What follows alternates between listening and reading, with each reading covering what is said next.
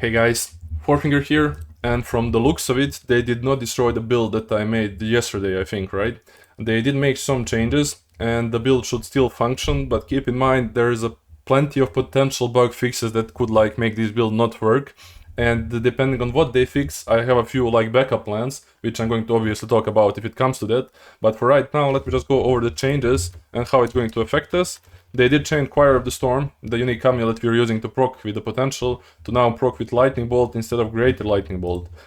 For this build, it really doesn't matter that much, as long as the Lightning Bolt still works with the potential like GLB did as well. So that shouldn't affect us if they didn't look into it and fix the bug with the potential proc. Otherwise, it should be good.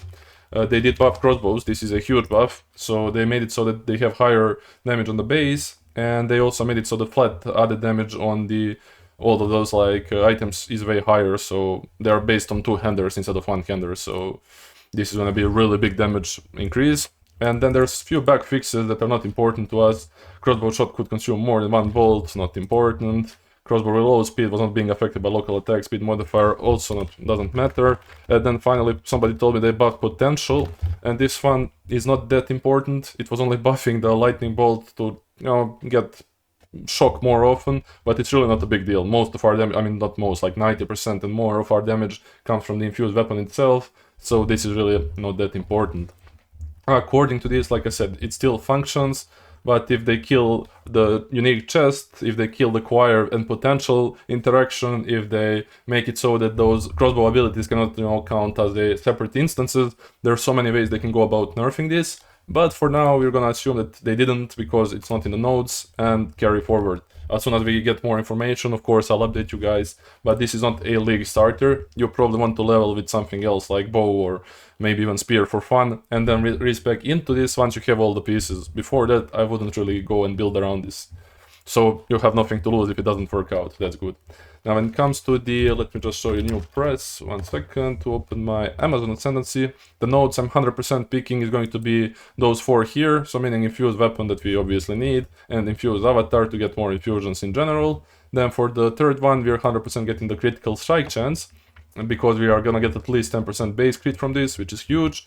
And then finally, you have 3 options for the last one. It's either going to be penetrate, predatory instinct, or stalking panther. Stalking panther is really minor on this build because we are going to be using hybrid, and we're also having, like I said, the energy shield helmet for subterfuge, which is going to give us energy shield from that.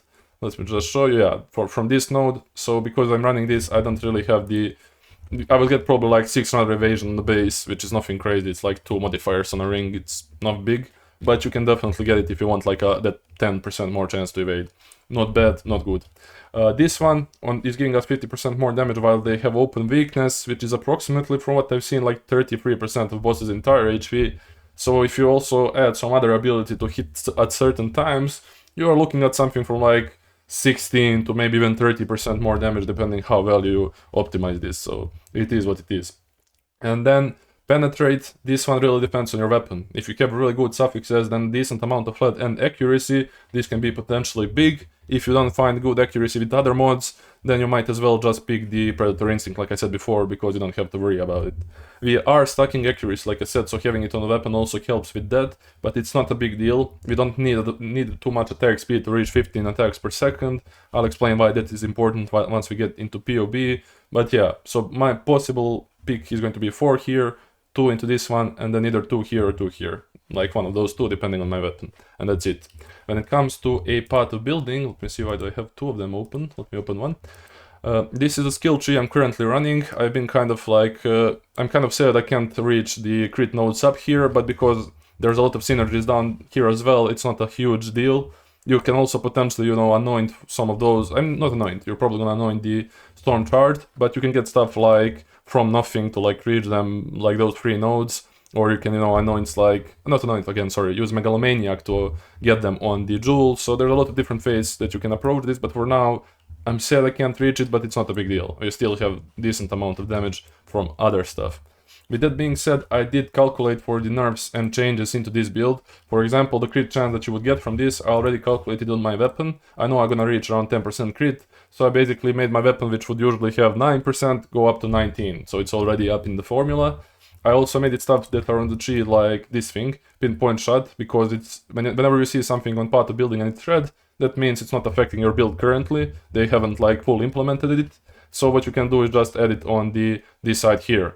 I'm adding 60% because I don't think this is going to be accounting Eye of Winter, because without Eye of Winter, if I remove it, we do have 68% crit chance, so I can even put 8 here, so let's do that. And stuff that's on the boss, I don't think it's going to be affecting this passive, for example. So I only put 68, but even if it does, it's just a huge plus. It's like, it's not going to be worse if it does, it's just going to be better. With that being said, let me just turn that back on. It's a critical weak. Yep, there we go. What else is really important on the tree? Like those two notables, this one, 25% chance to maim and hit, and then you have 10% chance to blind and hit. Now, why is this too important? We are attacking 15 times per second, so those should be always up on uniques and rares and stuff like that. And then if you go to what they do, not only do they reduce the accuracy of the mobs attacking you, they also reduce their evasion, meaning it's gonna scale the formula, making it easier to get like crit that we need. And after all of the evasion reductions, currently I'm reaching 459 evasion on the bosses. Now this might not be correct number, and because like I said, they might buff evasion on endgame bosses, they might change it to higher levels, but according to the database right now, this is the numbers I'm getting, and with only 6.5k accuracy, which should not be too hard to get, you can reach 10% base crit, because it's going to be 1/4 of the overcap. We are overcapping it by 40%, 1/4 of that is 10% crit. So straightforward, right? So like I said, those two are really big, help out a lot, and both defensively and offensively, so that's great. And is there anything else too important on the tree? Of course, we're getting this cluster, and then you can get like lowest level possible of the hypothermia. I have it here in the setup. You can get like on level 8, you don't need this high, sorry. And then you, from the patch notes that we've seen, it says that lowest level hypothermia and all the other ones has 25. So if you go 25 from that, 20 from exposure that we are getting with the Eye of Winter, because we're using it anyway, it's gonna be 20 more. So we're looking at 25 plus 20, and then you combine it with the stuff on the tree that you have. Sorry, there's so many things happening. You get like 33% from those like 4 nodes, and you're pretty much done with the cap on the bosses. So because our infusion from the weapon is going to be cold based, because we are consuming the power charges, right? So cold infusion, meaning we need to deal with a cold pen, and that's how we do it. We do have also lightning pen from the amulet itself that we don't have to worry about, but because we're only going to be doing a little bit of lightning damage, it's like not that important. But as you can see, critical hits, and since we're always critting, we'll ignore their resistances of bosses, so even our shock burst rounds can do some damage, right? When it comes to our skill setup, obviously this is going to be a lightning bolt, but because we don't have the current version of it in database, I just put the one for the sake of argument, so we can actually see the cooldown. And the way, this is the second one, sorry, the second one, yeah, there it is. So we can actually see the cooldown, and like I said before, we run potential, conduction, just in case it sometimes shocks. It's a small chance with this amount of damage. I mean, it's gonna be way worse with the new one, but it can proc if you have like 3 of those per second, and shock lasts how much, I forgot, like, I don't know the exact number, but you can pretty much, have it from time to time, and maybe even always, depending on how much you invest. But this is pretty much it. Ingenuity, same thing as before. And to be kind of conservative, I've only got like this cooldown recovery on the tree. So you don't need any investment into gems. And how far do you reach with this? Well, 3 procs per second.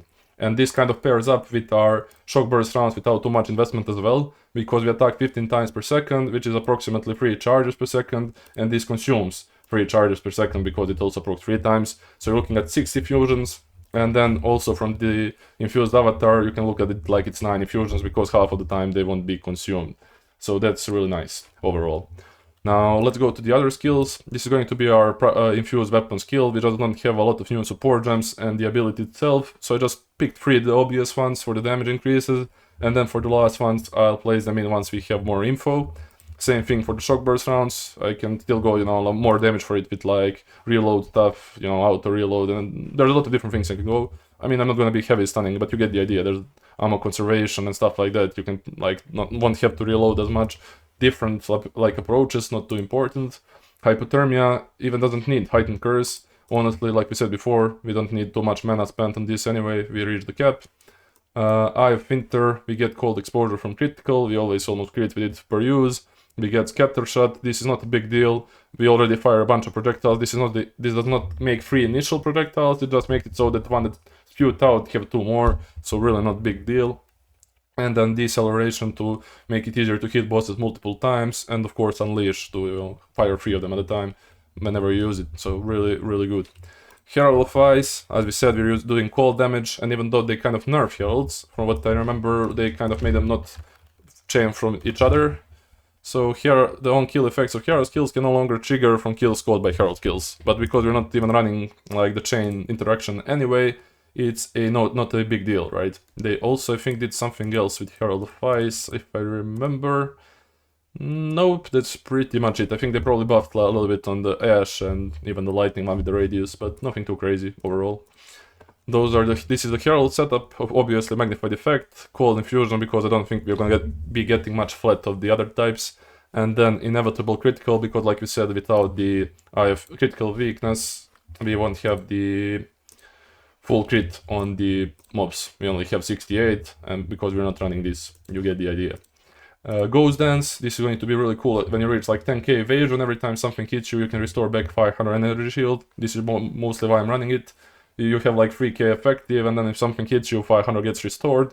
So as long as you're not getting one shot, you have a good recovery. And then finally, Wind Dancer, I did remove it from being used because it got nerfed as well. If you go to Wind Dancer, you can see it's 10% more evasion per stage always, and there's no longer +1 from quality, so we're looking at 30% more evasion if I'm not mistaken. So I've added it here, so it's already being accounted for. Besides that, I think that's mostly it for the abilities right now. I might consider like some additional spirit stuff, but if you run both Unique Chest and Amulet, I would have to get a Unique Helmet and maybe go full evasion, or Against the Darkness Jewel, which can give spirit. There's different approaches, but like I said, there's too many variables right now that I do not know, so I'll have to wait and find out. For the chest, you can probably... I'm just gonna go over the items now. Like I said, you mostly want chance and damage bonus on the crossbow, and then either Fizz and accuracy, Fizz, cold and accuracy, whatever gives you the most overall flat damage, including Fizz and cold, that's what you're going for. But you also have, like I said, to account the accuracy from the penetrate if you do want to go that route. So there's a lot of different variations of weapons that you can actually use on this build, so getting this shouldn't be too hard. Not cheap, definitely, but not too hard. For everything else, I kind of put a little bit over average, nothing crazy. I know that I had similar stuff in week like one last league, so it shouldn't be too hard to get. This comes from the Hearst, so as soon as people start, getting into endgame, this is going to be really cheap. Red Flare Conduit, tier 4 unique, also shouldn't be too cheap unless this build pops off, then it could be a lot more expensive. You have Spiral, then for everything else I kind of went hybrid, so ES and evasion, and that's why I don't want to pick Stalking Panther. I just want to have enough, ES to make it work with Ghost Dance and be, useful. But it's really okay overall. I like how it feels, and both defensively and offensively, so as you can see, I left the suffix slot open, and I'll explain why after I'm done, but everything from gear is mid-rolled, nothing too crazy. You should be able to afford most of this stuff. Even the jewels only have 3 modifiers that are not best rolled, so for example, this one was super cheap last league, like evasion, attack damage, and crit damage bonus. This was really cheap because it doesn't have crit chance. Overall, nothing too crazy. I did add it here because we have 17 open suffixes from those rares, and for those 17 suffixes, you have to reach those numbers, and depending on how well you use weighted sum on the website, which can help you save a lot of money, this shouldn't be hard to reach. You pretty much don't care which attributes you get. I just put it here. Overall, you can get whatever and then change it on the tree. For example, if you get a lot more dexterity instead of strength, you can just, change the dexterity ones into strength, and you get the idea. So you just need to reach overall sum of the resistances and attributes. Shouldn't be too hard, honestly.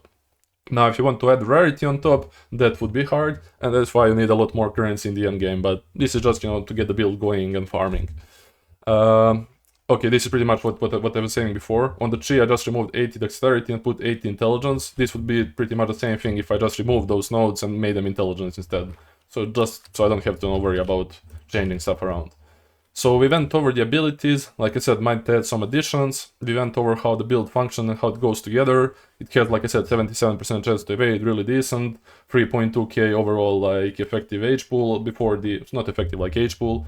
And then you have caps on resistances. I probably just forgot to add 4% more lightning. You have a lot of freedom on the chest because you can socket whatever you want since you're not getting any defenses from it. So that's something to, consider. Besides that, anoint the storm chart. I think this is one of the best anoints when you go crit. It's 40% damage because you're always critting, and then also 20% crit chance. That's helpful a lot. Is there something that I forgot? Don't think so. So overall, I think it's going to be like mid investment build if it works, and if not, I'll make the other version with the Eye of Winter and custom crit. That one will be a lot more expensive, so keep that in mind, but it's still going to be working as long as, like I said, this doesn't get nerfed or potential gen gets fixed, because if you can read it here, I'm not sure if I already explained it or not, but it makes it so that skills that you use yourself, and we are not using this ourselves. This is a trigger proc. It works for now because they haven't looked into it. As soon as they do, it's done. So yeah, skill tree is gonna change. A lot of new notables is gonna be added, so pathing might change as well. I'm sorry if I'm repeating myself, so there's so many things to talk about. I probably mentioned something twice by now, but we just get decent amount of movement from those stuff, like here 2% here, 4% here, 3% here, 3% here. There's a lot of movement speed as well, so it's gonna be good for mapping. So I think it's good. I think this build can be really, really nice. We'll wait for the final changes and I'll make updates as we go. If you have any questions, hop on Discord, and thank you guys for watching, and I'll see you guys in the next one.